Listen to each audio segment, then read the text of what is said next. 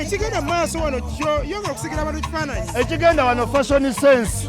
Tulina abayimbi bonna abato abalabika obulungi bamaze okutuuka, abatalabika bulungi tebaliiwo, abatalina ngoye nangato. Wano kweraga design. Omuyimbi alina obba wano oba omuntu yenna ali mu creative industry omumiting abantu bangi different stars. Oyinza oba star ng'oli just small mu your corner nga tomanyi balala, naye for connection, good videos, interaction weetaaga okujjawa wano. Abantu balina endowooza nti generation eyabali basente bali betwalitumanyi abakyakaze gyegenze kadi weevaako olwo generation empya nenabyewo Judith Hadi bakyaliwo webali mu kyetuyita last kiss goodbye. Webali nalima ayiseewo nange naye nga tuwerokaminga abapya which is very good. Nze Chameleone atuula wansi n'amanya kye namugamba, senga yayambala kasuuti n'akagatta akalungi yandiyimbye akutte mu nsawo nga ne pulezidenti amulinze omulaba, naye yajjanga kididi ng'alina kuddukawo misinde. Engoye za vidiyo n'ez'emikola azaawule. Oyingiddewo simanyi eno design bagiyita batya? Eno trend mpya. Ani designer wo bakuwa designinga? Nina ba designer bangi nnyo.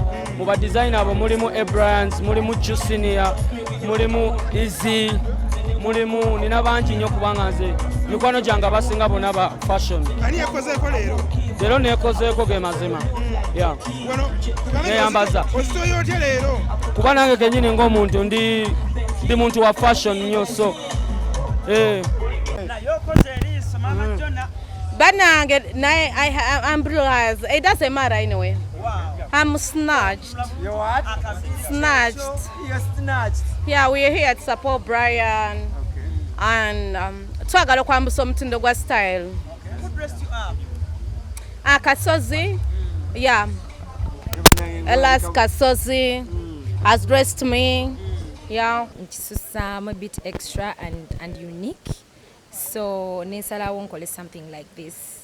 Yeah, flowers. Ngawe ngambe flowers kitegeeza kya inspiring. Yes. Omuntu anza okula butala bwa kabuno. Buno buki. Buno era of course kisusamuko. Emunyenye star girl. Star girl. Yeah. Kirungi nnyo sometimes okuva ku kyokola bulijjo n'ofulumamuko n'olaba abalabe bakola n'olaba ku misono egy'enjawulo. Download the app on App Store or Google Play Store now.